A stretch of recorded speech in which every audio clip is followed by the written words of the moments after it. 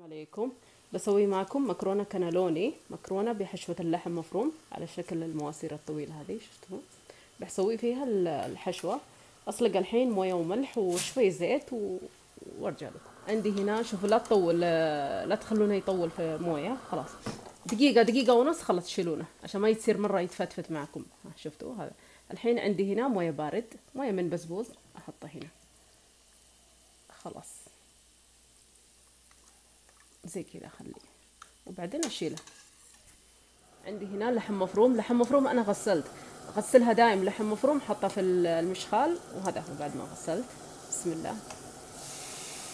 تقدرون اول تشوحون البصل وبعدين تحطون اللحم مفروم، بس انا بسوي هذه عشان البصل حلوه في النهايه اخر شيء. اشوحها كذا واحط الزيت، واخر شيء بصل وطماط وفلفل اسود وملح. هنا بعد ما تبخر المويه اللي في اللحم مفروم، بحط الحين تقريبا نص فنجان زيت.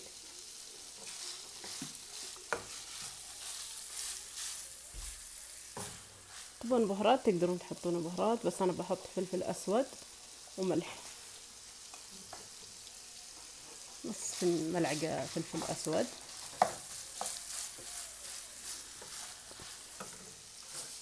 وملح حسب ذوقكم. خلاص الحين بحط البصل والطماطم اخر شيء. طفي النار واحط. عندي بصل، قطعه البصل هنا، وخلاص الحين احركها بس دقيقتين عشان ذوب البصل. وبعدين بعد ما يبرد اللحم مفروم نحط الطماطم. خلصنا اللحم مفروم، خلصنا مكرونة. الحين بصلح البشاميل، صلصة البشاميل.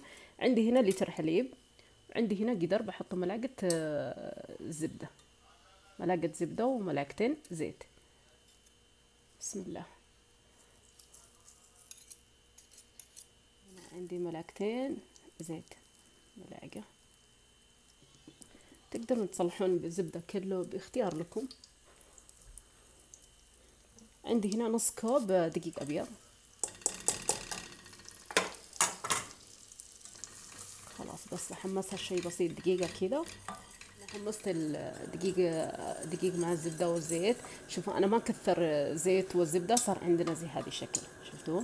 لو كثرتوا خلاص يصير مرة سايل الدقيق مع الزبدة. الحين خلاص قصر نار، ابعد عن النار. لو حطيتوا الحين حليب تطلع معنا تكتلات صعبة. تجيب مضربة كيك وتضربونها كذا. خلاص يعني خلوا يبرد شوي بعدين نحط الحليب عشان ما يصير تكتلات معنا. عندي هنا 4 حبات جبن مثلث أو كيري بكيفكم. شفتوا؟ بس اني احركها شيء بسيط كذا عشان يبرد شوي، بعدين نحط اخر شيء حليب. هنا شوف كيف صار عندنا الجبنة، راح يختفى شوي، ما بقى الا شيء بسيط كتلات. خلاص بعد ما تحطون الحليب تحركونه خلاص يذوب الجبنة.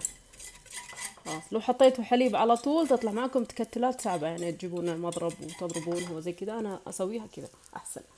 الحين احط لتر حليب. بسم الله. ذوبت انا حليب نيدو، دائما استعمل حليب نيدو في الطبخ.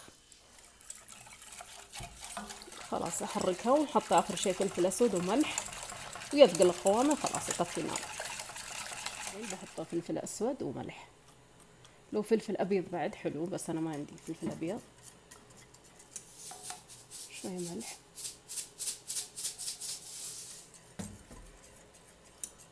شوفوا هذا قوامه زين كذا. خلاص الحين اطفي النار، لان احنا بنسوي الحشو على بال ما اسوي حشو يثقل الخليط، لازم اخليه شوي خفيف. خلاص اطفي النار الحين ونشوف الحشوه. عندي هنا اخذت صينيه بحط فيها المكرونه. عندنا هنا بشاميل، بحط الملعقتين تقريبا بشاميل او 3. اول شيء بسم الله.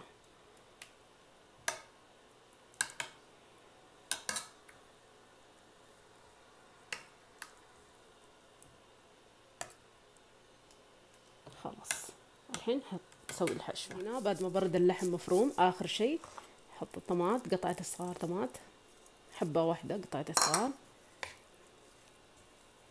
يعني اول شيء احنا سلقنا المكرونة مع الموية وملح، وبعدين شوحت اللحم مفروم. انا غسلت اللحم مفروم، شوحت لين تبخر الموية، وبعدين حطينا فلفل اسود وملح ونص فنجان زيت. وبعدين حطيت بصل، خليته احركها دقيقتين عشان يذوب البصل. بعد ما برد. وهذا حطينا اللحم الطماط اخر شيء. خلاص. وهذه المكرونه اللي سلقناها هذه شفتوه. خلاص الحين نسوي نحشي. بسم الله.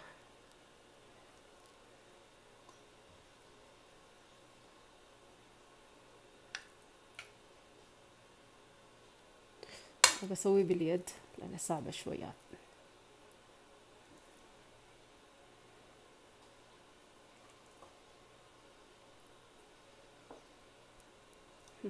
هذه خلاص هنا أرجعها. هذه المكرونة يا بنات لا يطول في موية، يعني دقيقة، أقل من دقيقة خلاص، بس مجرد تحطون في موية ملح وخلاص. شوفوا بعد نكثرها شيء بسيط. ها. لو طول معكم في الموية خلاص تفتفت كلها، تقطع على طول. لزقها كذا. بسم الله.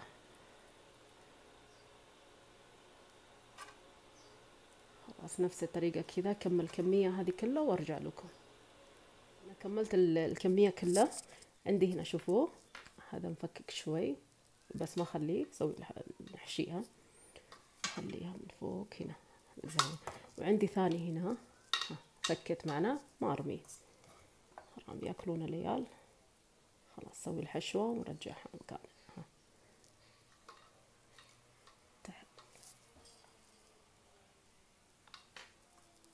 شوفوا 400 جرام لحم انا حطيت، 250 جرام مكرونة، ما شاء الله كفتنا. 400 جرام لحم مفروم. خلاص هذه طريقة يعني حبيت اوريكم، يعني لو طلع معكم كذا لا ترمونه. خلاص سووا الحشوة حطوا. انا كملت الكمية كلها اللي عندي. وعندي هنا صوص البشاميل ابد ما حطيت مويه، نفس شوفوا بحطه هنا فوق. بسم الله. هنا بحطه فوق. وعندي هنا الطماط جاهز، الطماط جاهز افرمه كذا، احطه في الطاحونه وافرمه علبة واحدة عشان يعطينا وجه لونه احمر وحلو شكله. خلاص افرمه بدون مويه واحط البشاميل هنا وارجع لكم. عندي هنا نصلح الصلصه نحطه في الوجه. حطيت هنا ملعقتين زيت الزيتون تقريبا. عندي هنا الطماط اللي فرمناها. بسم الله.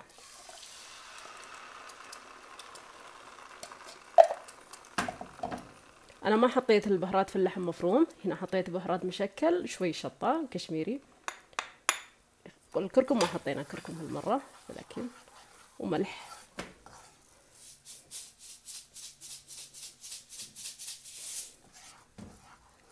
عندي هنا بحط كوب مويه، بيلا الشاي مويه. خلاص خليه يطبخ الحين 5 دقايق. خلاص ورجع لكم بعد 5 دقايق. هنا خليت 7 دقايق الصلصة على نار. شوفوا هذا قوامه. خلاص الحين اطفي النار واحط عليه بشاميل. ولعت الفرن، حطيت الصلصة على النار وولعت الفرن. اكبه كله هنا. حطينا الصلصة والجبنة موزاريلا من فوق شيء بسيط، انا ما كثره، بسيط بس كذا. ولعنا الفرن، احط الفرن من تحت ومن فوق 10 دقايق وخلاص. بعد ما يبرد شوي ورجعته من الفرن، توني طلعته الحين حار. خلي الحين 10 دقايق وعشان يخفف الحرارة شوي، بعدين اقدم في الصحن. شوفوا هنا مرتفع شوي عشان حطينا 3 حبات زيادة. بس 10 دقايق وقدم في الصحن. خلاص كمل لي 10 دقايق واقل كذا. بسم الله.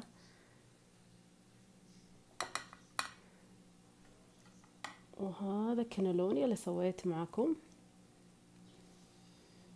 هذه الطريقة.